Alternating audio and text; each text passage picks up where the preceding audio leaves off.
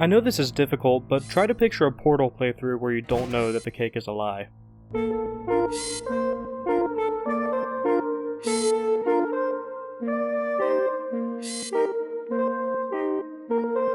I mean, a first playthrough of the game probably wouldn't take you any more than 4 or 5 hours. However, it's absolutely a perfect game in that every single inch of it builds on its ideas and design philosophies. Personally, I'll always prefer a game that leaves me wanting more over a game that makes me feel sick and bloated after chewing it for 40 hours. But enough stalling, let's move on to one of Portal's coolest aspects, that's sort of been lost to time. The slow reveal that everyone in Aperture Science is dead and that GLaDOS is completely nuts. I say this has been lost to time because just about everyone's heard the famous line, "the cake is a lie." However, imagine that you don't know that, and that you just bought the orange box and booted up the game on day one, unsure of what you would find. You wake up in the relaxation vault with some pleasant elevator music playing out over the radio, and a robotic voice glitches out a little bit as it explains the nature of today's experiment. Clearly a bit of foreshadowing, but it was probably just some issue with the language detection. No big deal, I'm sure whoever's in charge is already working on the bug. Then, after going through a few test chambers, you start to realize that all of the observation chambers are empty, and it occurs to you that you haven't had any interaction with a human so far in the game. Weird, but our one companion through all of this, the voice on the speaker, seems to have things relatively under control. A little uncanny maybe, but she hasn't given me any real cause for concern yet. Then you get to Chamber 8, and think to yourself, wait, if this stuff will kill whoever's holding the portal gun, why the hell is it a part of the test? Surely just failing the test on contact with the floor would suffice. Then you inevitably realize that the water isn't supposed to be there, and that there aren't any people around to clean it up. Anyways, you finish the test, and with the lack of human involvement on your mind, you realize that these elevators and wall panels are filthy compared to how sterile and clean this place clearly was in its heyday.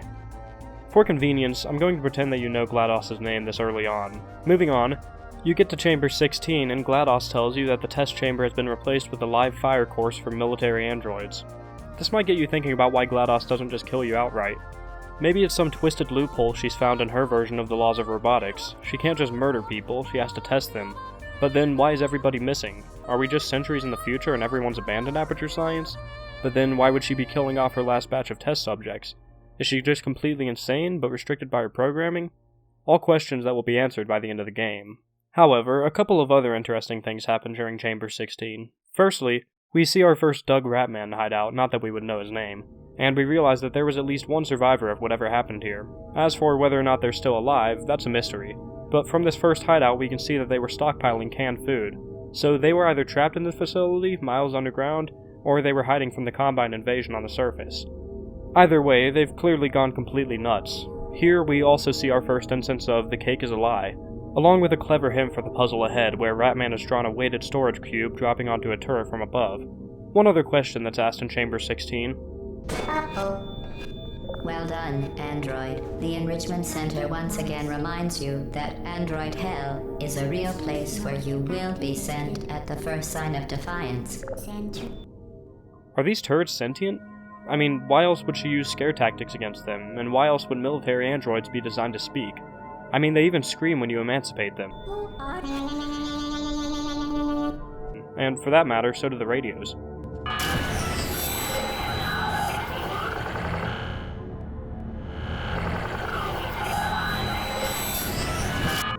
Interesting that they would hint that the androids might be sentient right before the most infamous chamber, number 17. So with this in mind, we move on to Chamber 17, and this is where things get stupid speculative. The Companion Cube. Probably the funniest physics object in gaming. Its deadpan introduction is a bit of comedic genius. The vital apparatus vent will deliver a weighted companion cube in 3, 2, 1. This weighted companion cube will accompany you through the test chamber. Please take care of it.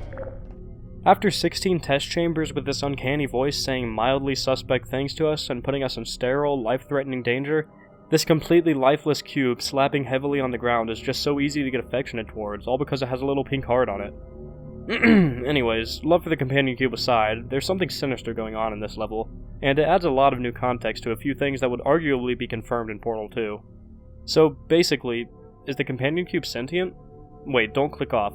Like I said, a part of this is sort of confirmed in Portal 2. Firstly, GLaDOS constantly talks about how the companion cube should be ignored if it ever threatens to stab you, or speaks to you, or does anything animate.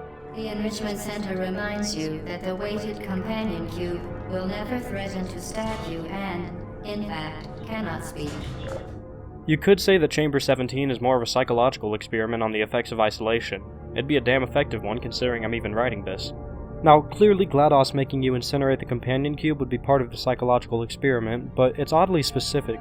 Especially considering that this all happens immediately after we're introduced to the Rattman hideouts and the idea that the sentries might be sentient. Speaking of Rattman, we find his second hideout here. Clearly Rattman grew attached to the companion cube, which would explain GLaDOS' warnings about it speaking. If I had to guess, based on his poetry, I'd say that Rattman went nuts after being forced to kill his companion cube. But we also see some login information here etched on the wall, hidden behind a detached surveillance camera. Username CJOHNSON, password tier 3. If we go to ApertureScience.com, we find that it's now promoting Portal 2, and the command prompt isn't accessible anymore. However, thanks to the incredibly helpful Wayback Machine, we can use the site as it was intended in 2007. I won't linger on this because it's not that relevant, but if we log in with the information Rattman wrote down, we can enter notes to get a lot of info on Aperture Science's history, apply to fill out a hilarious application to work at Aperture Science, and typing "the cake is a lie" gives us some info about the quote-unquote recent changes that have been going on in the company. It's hilarious and well worth your time, so I'll link to it in the description. However, it doesn't give us all that much insight into GLaDOS' mental state, and doesn't say anything about other sentient machines in the facility. Since this isn't a game theory or anything, I'll move on past the companion cube soon. Before I go though, in Portal 2, it's revealed that tons of the computers in Aperture Science are sentient. Door mechanisms, wall panels, AI cores, sentries, and I really don't think it's that much of a stretch to say that the cubes might be also. Especially considering that we get the achievement Fratricide when killing the companion cube, Fratricide being the act of killing a sibling. However, the most blatant piece of evidence that the companion cube might be sentient is that this is called the Aperture Science Emergency Intelligence Incinerator. You did it. The weighted companion cube certainly brought you good luck. However, it cannot accompany you for the rest of the test and, unfortunately, must be euthanized. Please escort your companion cube to the Aperture Science Emergency Intelligence Incinerator.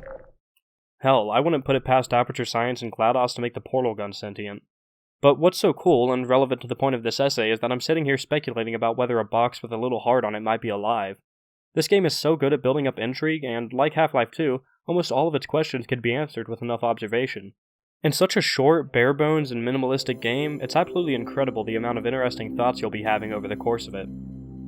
Another reason that this achievement might be called Fratricide is revealed in the next test chamber, number 18. GLaDOS drops all pretenses here. She opens up with "you will be baked and then there will be cake." Well, as we know, the cake is a lie. We find another Rattman hideout in the beginning of this level that reminds us of this before moving on.